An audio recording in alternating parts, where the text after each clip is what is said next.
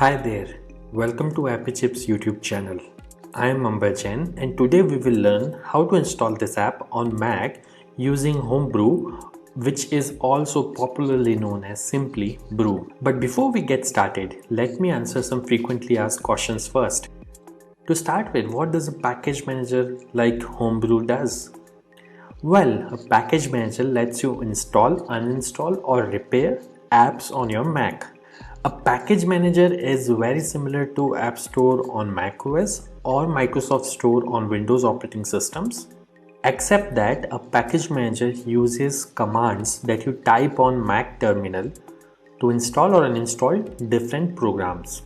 Some of the popular package managers for Mac include Homebrew, Nix, and Macports.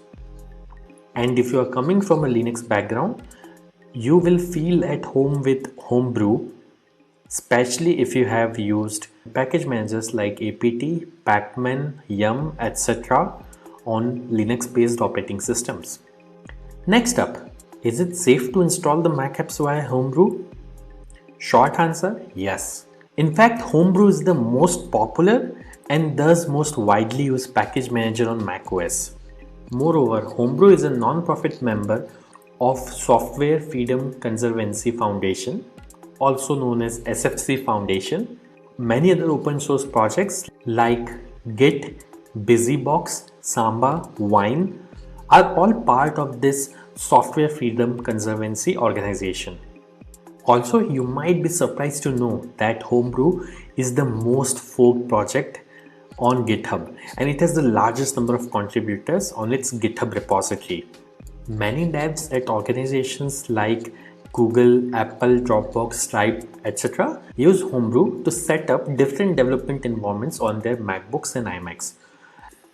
Next question.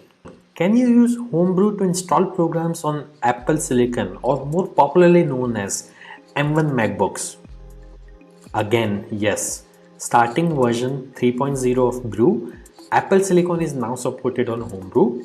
In fact, Homebrew also supports programs that are at the moment only supported via Rosetta 2 on Apple Silicon. Now that I have answered your questions on safety and compatibility of Homebrew, let's get to the installation process.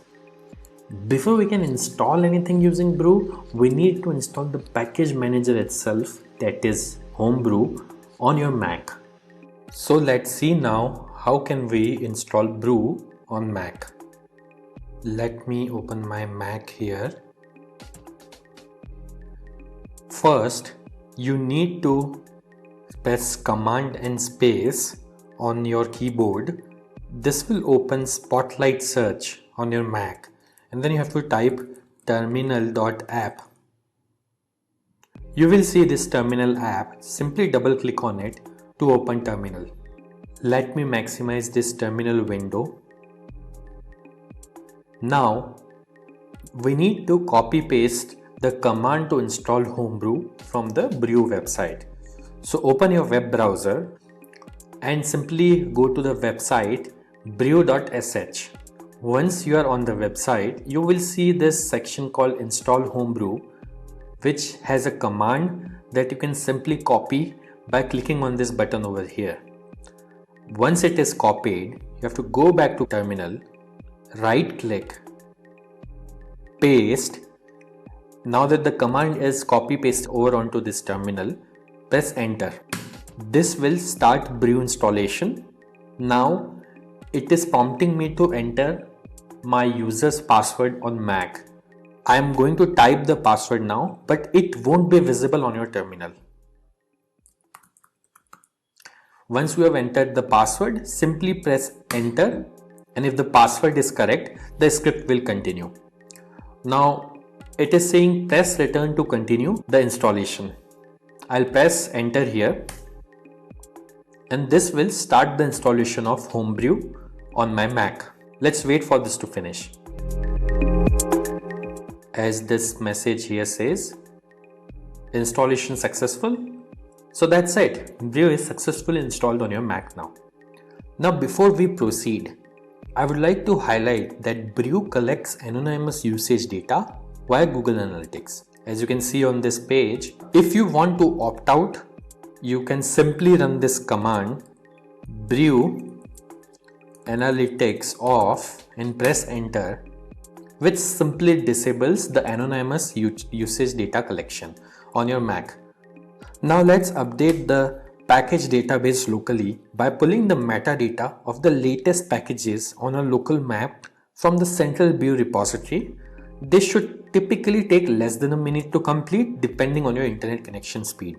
To do so, simply type the command brew update and press enter.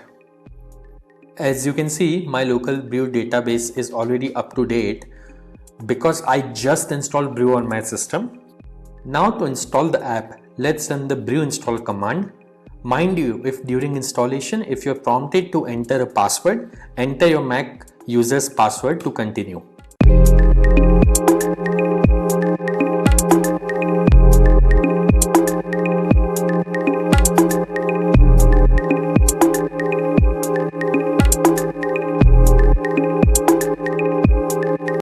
That's it. The installation was successful. If this video was useful, don't forget to hit the like button.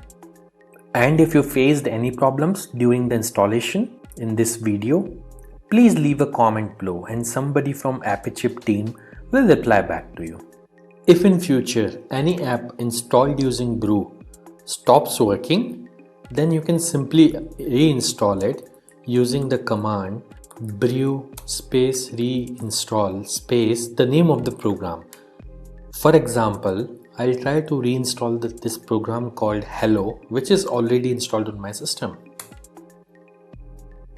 As you can see, it is downloading the program and it says reinstalling Hello, and now Hello is successfully installed.